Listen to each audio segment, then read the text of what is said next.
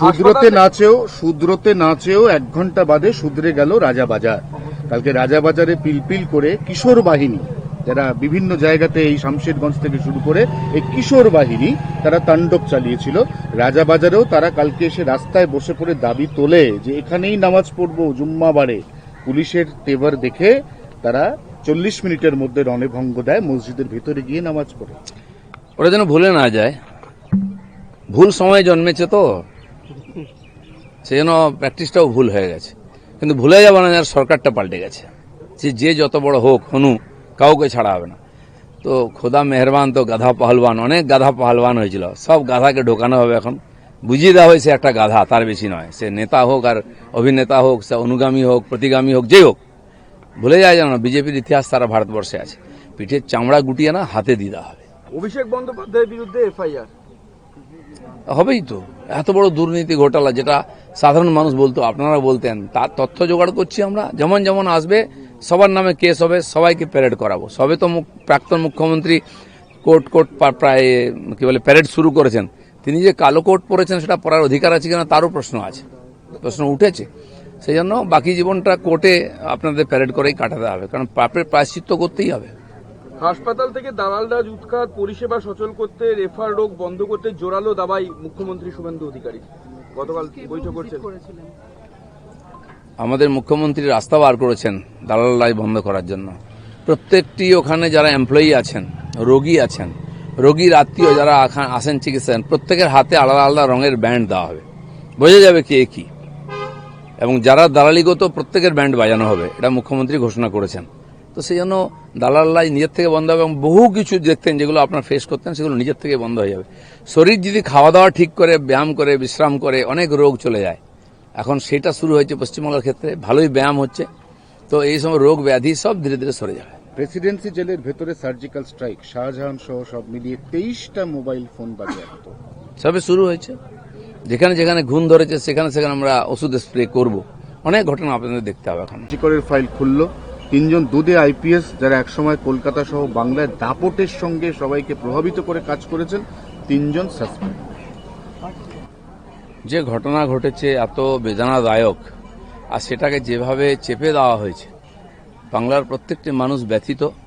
লক্ষ লক্ষ মানুষ এর বিরুদ্ধে প্রতিবাদ করেছেন ক্যান্ডেল হাতে নিয়ে, কিন্তু তাও সেই পরিবার ন্যায় পায়নি। মানুষ দুঃখী ছিলেন, মানুষ চাইছিলেন সত্য সামনে আসুক, দোষীরা সাজা পাক। তারই প্রক্রিয়া শুরু হয়েছে। তার সঙ্গে যারা যারা যুক্ত হন তাকে তো দায়িত্ব নিতেই হবে। একই দিনে আরো একজন দুদে পুলিশ কর্তা সাসপেন্ড, তার নাম শান্তনু সিনহা রয়, আজীবনের জন্য সাসপেন্ড। এসব লোকগুলোকে খুব চেনে। একজন ওসি, আইসি, থানার এত পপুলার হয়ে গেছে, নিজের ডিপার্টমেন্ট তো বটেই, বাংলায়ও সারা দেশের লোক নাম শুনে গেছে। কি এমন রহস্য আছে? প্রত্যেকটি মানুষ এদের কীর্তি জানে, কেন এরা যদি ডিপার্টমেন্টে থাকেন সেই রোগ আবার সব জায়গায় ছড়িয়ে পড়বে। তদন্ত হবে আইনিগত দিক দিয়ে, যা ব্যবস্থা সেটা কোর্ট নেবে।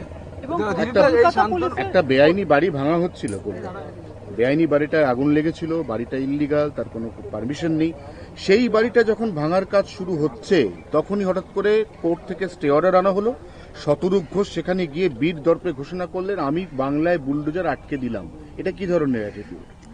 না, এনারা সব এরা এসআইআর আটকানোর চেষ্টা করেছেন, অনেক কিছু আটকাবার চেষ্টা করেছেন। এদের কালচারটাই চাই। 50 বছরে এরা আটকেছেন বাংলাকে, সামনে নিয়ে যেতে পারেননি। ওনারা মনে করছেন যে কোর্টে গিয়ে করে দিয়ে 2-4টা ভোট পাবেন, সেদিন চলে গেছে। মানুষ আর পেছনে তাকাবে না, কিন্তু এর জন্য ফল ভোগ করতে হবে।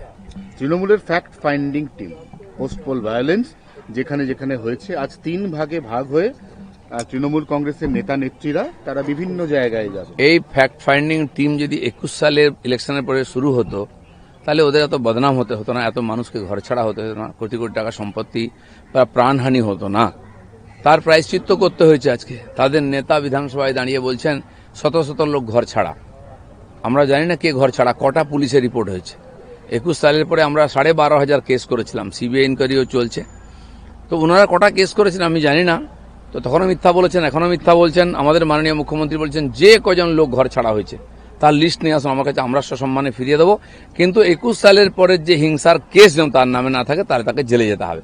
বেশিরভাগ তো দাগি আসামি, ক্রিমিনাল, আসবে কোন মুখে?